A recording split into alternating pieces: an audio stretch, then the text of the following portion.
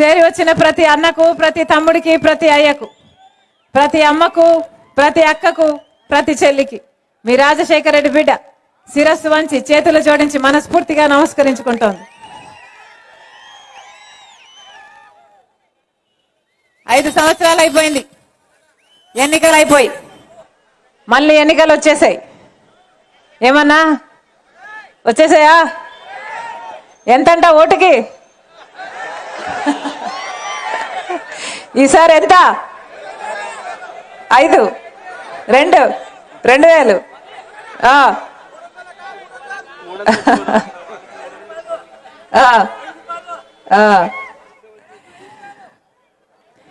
అన్నా, ఎవరు డబ్బులు ఇచ్చినా తీసుకోండి, కానీ ఓటు మాత్రం మీ మనస్సాక్షి చెప్పాలి, మీ ఆలోచన చెప్పాలి. మంచి వాళ్లకు ఓటు వేయకపోతే మీ భవిష్యత్తే కాదు, మీ బిడ్డల భవిష్యత్తు కూడా వాళ్లకు రాసిచ్చేసినట్టే లెక్క. 5 సంవత్సరాల క్రితం ఎవరికి ఓటేశారు? ఎవరికి ఓటేశారు? పేకాట రాయడం చెప్తున్నాడు కదా. ఎవరు మీ ఎమ్మెల్యే? YCP party MLA. అసలు ₹1,00,00,000 పైన ఏ రిజిస్ట్రేషన్ జరిగినా ఆయన ఇంటికి వెళ్ళి చేర్చుకోవాలట కదా. నిజమేనా? అంతటి గుండా అంట కదా మీ ఎమ్మెల్యే. మరి ఎందుకన్నా అట్లాంటి వాళ్ళకి ఓట్లు వేయాలి? మిమ్మల్ని ఏలుతున్నారు. అధికారం ఇచ్చిందే మీరు, ఓట్లు వేసింది మీరు, అలాంటిది మిమ్మల్ని వెళ్తున్నారు. ఇక ఎందుకు వేయాలి వాళ్ళకు ఓట్లు? పోనీ ఏమైనా అభివృద్ధి చేశారా? అభివృద్ధి జరిగిందా అన్నా? ఒక్క రకంగానైనా ఒక్క అడుగైనా ఆదోని ముందుకెళ్ళిందా? పత్తి, ఇక్కడ పత్తి ఎక్కువ పండుతుంది. రాజశేఖర రెడ్డి గారు ఉన్నప్పుడు 12,000 పలికేది, ఇప్పుడు ఎంత ఉంది? 7 6,000. మరి అప్పుడు అంత పలికింది కదన్నా. మరి ఈ నాయకులు ఏం చేస్తున్నారు? 5 సంవత్సరాలు అయింది కదా అధికారంలోకి వచ్చి, ఒక్క రకంగానైనా మేలు చేశారా? ఆలోచన చేయండి. అందుకే ఓటు అనేది మీ చేతిలో ఉన్న ఆయుధం అన్నా. 5 సంవత్సరాలు ఒక్కసారి మాత్రమే వచ్చే ఆయుధం, మీ తలరాతలను మార్చే ఆయుధం.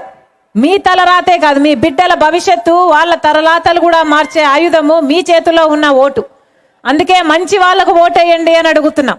ఒకవైపు ఇక్కడ బీజేపీ నిలబడుంది, ఇంకోవైపు వైసీపీ నిలబడుంది, ఇంకోవైపు కాంగ్రెస్ పార్టీ నిలబడుంది.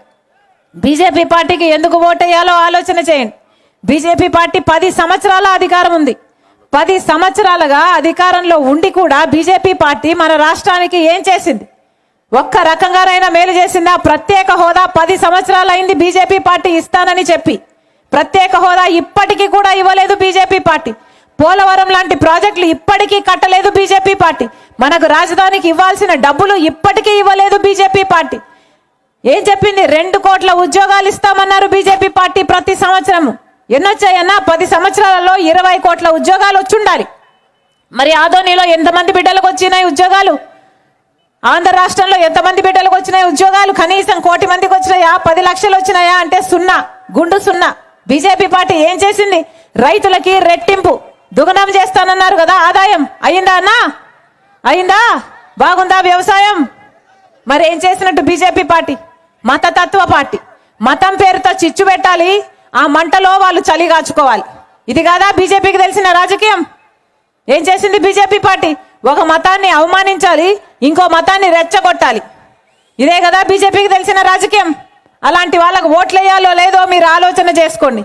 ఇప్పుడు బీజేపీ అభ్యర్థి నాన్ లోకల్ అట కదా, అవునా? మరి అలాంటి వాళ్ళు కావాలన్నా కనీసం మీరు పిలిస్తే పలకకుండా ఉండే వాళ్ళకు ఎందుకు ఓట్లు వేయాలో ఆలోచన చేయండి. ఇంకోవైపు వైసీపీ పార్టీ. వైసీపీ పార్టీ 5 సంవత్సరాలు అయింది కదా గెలిపించి. ఏం చేశారన్నా? ఒక్క రకంగానైనా మేలు చేశారా? కనీసం పత్తికి రేట్ వస్తుందా? స్పిన్నింగ్ మిల్స్ తెరిపిస్తానన్నారే, టెక్స్టైల్ పార్క్ పెడతామన్నారే, ఔటర్ రింగ్ రోడ్ అన్నారే. ఒక్కటంటే ఒక్క మాట అయినా నిలబెట్టుకున్నారా? పెద్ద పెద్ద పరిశ్రమలు తెస్తామన్నారే, బిడ్డలకు ఉద్యోగాలు తెస్తామన్నారే. ఒక్క రకంగానైనా ఒక్క మాట అయినా నిలబెట్టుకున్నారా? 5 సంవత్సరాలు అయింది ఓట్లేసి.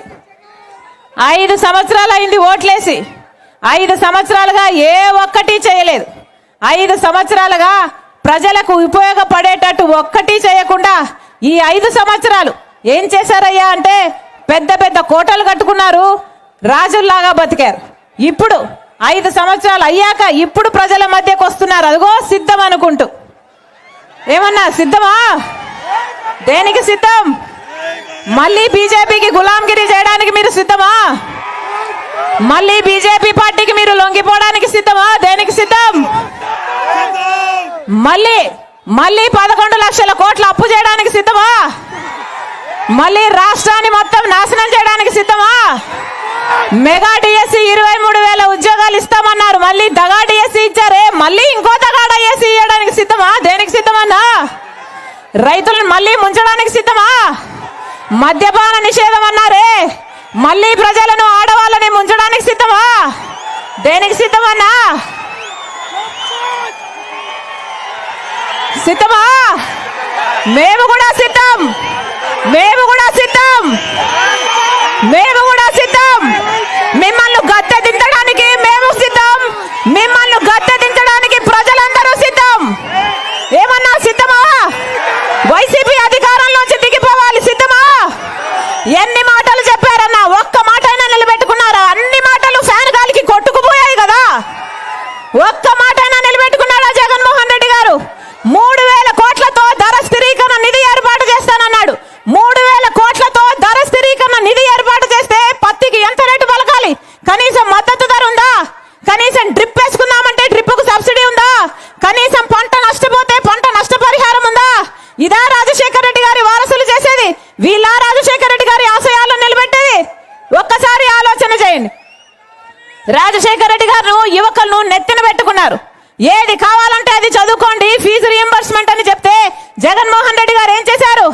2,30,000 ఉద్యోగాలు ఖాళీగా ఉన్నాయి, అధికారం లేకొచ్చిన వెంటనే అవన్నీ భర్తీ చేస్తానన్నాడు. 5 సంవత్సరాలు చేయలేదు. ఈ రోజు వరకు కూడా 2,30,000 ఉద్యోగాలు అలాగే ఖాళీగా ఉన్నాయి. 5 సంవత్సరాలు ఏం చేశారన్నా? గాడిదలు కాశారా? గుడ్డి గుర్రాలకు పళ్ళు దోబారా? సిద్ధమంట. మళ్ళీ యువకులను మోసం చేయడానికి సిద్ధమంట. మోసపోవడానికి మీరు సిద్ధమా? 23,000 ఉద్యోగాలతో డిఎస్సి వేస్తానన్నాడు. మరి సిగ్గు లేకుండా 6,000తో ఉద్యోగాలు దగా డిఎస్సి ఎందుకు వేస్తున్నట్టు జగన్మోహన్ రెడ్డి గారు? వీళ్ళేనా రాజశేఖర రెడ్డి గారి ఆశయాలను నిలబెట్టేది? రాజశేఖర రెడ్డి గారు మాటిస్తే మడమ తప్పనివాడు. పూర్తి మద్యపాన నిషేధం చేస్తానన్నాడా లేదా జగన్మోహన్ రెడ్డి గారు? పూర్తి మద్యపాన నిషేధం చేయకపోతే అసలు ఓట్లే అడగనన్నాడా లేదా జగన్మోహన్ రెడ్డి గారు? మేనిఫెస్టోలో పెడుతున్నాను, మేనిఫెస్టోలో అంటే నాకు బైబిల్తో సమానం, ఖురాన్తో సమానం, భగవద్గీతతో సమానం అని చెప్పలేదా జగన్మోహన్ రెడ్డి గారు? ఈరోజు పూర్తి మద్యపాన నిషేధం చేయకపోగా ఆఖరికి సర్కార్కే మద్యం అమ్ముతుంది కదా. సర్కార్ అమ్మడం అంటే ఏమిటి? ఆఖరికి జగన్మోహన్ రెడ్డి గారే మద్యం అమ్ముతున్నారు కదా. ఏమమ్ముతున్నారు? వాళ్ళు అమ్మిందే కొనాలట, వాళ్ళకి ఎంత కమ్ముతే అంతకే కొనాలట. ఏమమ్ముతున్నారు? భూమట, స్పెషల్ స్టేటస్ అట, క్యాపిటల్ అట, డిఎస్సి అట. అయ్యా జగన్మోహన్ రెడ్డి గారు వాగ్దానాలన్నీ ఎక్కడ నిలబెట్టుకున్నారయ్యా అంటే అదిగో మద్యం షాపులు అన్ని నిలబెట్టుకున్నాను అన్నట్టుగా ఉంది. మద్యం షాపులో వచ్చింది స్పెషల్ స్టేటస్, మద్యం షాపులో వచ్చింది డిఎస్సి, మద్యం షాపులోనే వచ్చింది క్యాపిటల్. ఇవన్నీ వాస్తవంగా ఎక్కడున్నాయి? ఒక్క మాట కూడా నిలబెట్టుకోలేదు. ప్రతి వాగ్దానం ఫ్యాన్ గాలికి కొట్టుకుపోయే. ఏం చెప్పాడు? బీజేపీ మెడలు వంచుతానన్నాడు. ప్రత్యేక హోదా ఎందుకు రాదో చూస్తాను అన్నారు. మరేమైంది? 5 సంవత్సరాలు అయిందే. ఈ 5 ఏళ్లలో ఒక్కసారైనా ఒక్క నిజమైన ఉద్యమమైనా చేశాడా జగన్మోహన్ రెడ్డి గారు ప్రత్యేక హోదా కోసం? అన్నా, ప్రత్యేక హోదా మన రాష్ట్రానికి ఊపిరి లాంటిది. మన బిడ్డల భవిష్యత్తు ప్రత్యేక హోదా. ప్రత్యేక హోదా వస్తే ఒక్కొక్క నియోజకవర్గానికి 100 పరిశ్రమలు వస్తాయి. ఒక్కొక్క నియోజకవర్గానికి 100 కొత్త పరిశ్రమలు వస్తే ఎంత అభివృద్ధి జరుగుతుంది? మన బిడ్డలు ఎన్ని ఉద్యోగాలు వస్తాయి? కానీ ప్రత్యేక హోదాని స్వప్రయోజనాల కోసం బీజేపీకి తాకట్టు పెట్టేశారు కదా జగన్మోహన్ రెడ్డి గారు. ఎందుకు ఓట్లేయాలన్నా వీళ్ళకి? ఆలోచన చేయండి. ఈరోజు కాంగ్రెస్ పార్టీలో రాజశేఖర రెడ్డి బిడ్డ చేరింది అంటే ఎందుకు చేరింది? ఎందుకంటే ఈరోజు ఆంధ్ర రాష్ట్రంలో అసలు ప్రజల పక్షాన నిలబడి కొట్లాడే వాళ్ళు లేరు కాబట్టి, ప్రత్యేక హోదా అన్న ఊసే లేకుండా చేశారు కాబట్టి, ఒక పక్క చంద్రబాబు అయినా, ఒక పక్క జగన్మోహన్ రెడ్డి గారైనా అసలు ప్రత్యేక హోదా అన్న పదమే లేకుండా చేశారన్న 10 సంవత్సరాలుగా. ఇక ప్రత్యేక హోదా గురించి పాలకపక్షమైన ప్రతిపక్షమైన కొట్లాడకపోతే ప్రత్యేక హోదా ఎలా వస్తుంది మనకు? అందుకే రాజశేఖర రెడ్డి బిడ్డ ఆంధ్ర రాష్ట్ర రాజకీయాలకు వచ్చింది. నేను రాజశేఖర రెడ్డి బిడ్డను. పులి గడుపున పులే పుడుతుంది. నా గుండెలో నిజాయితీ ఉంది, నా గుండెలో నిజాయితీ ఉంది. నాకు తెలంగాణ మెట్టినిల్లు అయితే నాకు ఆంధ్ర రాష్ట్రము పుట్టినిల్లు. ఇదే రాయలసీమ బిడ్డను నేను, రాయలసీమ బిడ్డను నేను. మాటిచ్చి చెప్తున్నాను, ప్రత్యేక హోదా వచ్చేంత వరకు రాజశేఖర రెడ్డి బిడ్డ ఇక్కడ నుంచి కదిలేదే లేదు. మళ్ళీ చెప్తున్నా, ఒక్క కాంగ్రెస్ పార్టీ మాత్రమే ఆంధ్ర రాష్ట్రానికి రాహుల్ గాంధీ గారు ప్రధానమంత్రి అయిన వెంటనే కాంగ్రెస్ పార్టీ కాంగ్రెస్ కూటమి అధికారంలోకి వచ్చిన వెంటనే 10 సంవత్సరాల ప్రత్యేక హోదా ఇస్తుంది కాంగ్రెస్ పార్టీ. ఆ మాటను పట్టుకొని వచ్చింది రాజశేఖర రెడ్డి బిడ్డ. మీరు ఆశీర్వదించండి, కాంగ్రెస్ పార్టీకి హస్తం గుర్తు మీద ఓటేసి మీరు ఆశీర్వదించండి. 10 సంవత్సరాల ప్రత్యేక హోదా మన రాష్ట్రానికి వస్తుందన్నా. పోలవరం ప్రాజెక్టుతో సహా పెద్ద పెద్ద ప్రాజెక్టులు వస్తాయి. మనకు రాజధాని, బ్రహ్మాండమైన రాజధాని వస్తుంది. 10 సంవత్సరాలైందే మన రాష్ట్రం ఏర్పడి. ఇప్పటి వరకు కనీసం మనకు ఒక రాజధాని అయినా ఉందా? పక్కన బెంగళూరు ఉంది, చెన్నై ఉంది, పక్కన హైదరాబాద్ ఉంది. మనకేముందన్నా? మనకేముంది? చేతిలో చిప్పు ఉంది. ఆలోచన చేయండి. కాంగ్రెస్ పార్టీ మాత్రమే ప్రజల గురించి ఆలోచన చేసే పార్టీ. ఇలాంటి నియంతలకు ఓటేస్తే మళ్ళీ ప్రజల పక్షాన నిలబడే వాళ్ళు కాదు వీరు. 5 సంవత్సరాలకు ఒక్కసారి కనపడతారు సిద్ధం అనుకుంటూ. 5 సంవత్సరాలేమో కోటల్లో నిద్రపోతారు. ఇప్పుడేమో కనీసం కుంభకర్ణుడైనా 6 నెలలు పడుకుంటాడు, 6 నెలలు పనిచేస్తాడు కదన్నా. వీళ్ళైతే 4.5 సంవత్సరాలు పడుకున్నారు. ఇప్పుడు ఎలక్షన్లు వచ్చాయి కదా అని సిద్ధమని బయలుదేరారు. ఏమన్నా వీళ్ళకు ఓటేస్తే మళ్ళీ నాశనం అయిపోతాయి మన బిడ్డల భవిష్యత్తులు. ఆలోచన చేసి ఓటు వేయండి. కాంగ్రెస్ పార్టీని ఆశీర్వదించండి. రాజశేఖర రెడ్డి బిడ్డ మాటిస్తుంది. ఆ రాజశేఖర రెడ్డి గారి సంక్షేమ పాలన మీ గడపకు, మీ ఇంటికి తీసుకొస్తుంది రాజశేఖర రెడ్డి బిడ్డ. మీరు ఆశీర్వదించండి. కాంగ్రెస్ పార్టీ అధికారంలోకి వచ్చినాక 2 లక్షల వరకు రైతులకు రుణమాఫీ చేస్తుంది కాంగ్రెస్ పార్టీ. మీరు ఆశీర్వదించండి. ప్రతి పేదింటి ఖర్చుల కోసం, ఆ ఇల్లు గడవడం కోసం ప్రతి సంవత్సరం 1,00,000 రూపాయలు ఇస్తుంది కాంగ్రెస్ పార్టీ.